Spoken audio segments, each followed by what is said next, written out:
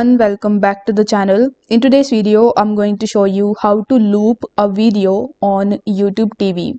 So we all use YouTube in our day-to-day life, and we also use the loop feature, but if you want to use the loop feature on YouTube TV, unfortunately with YouTube TV you cannot actually do it.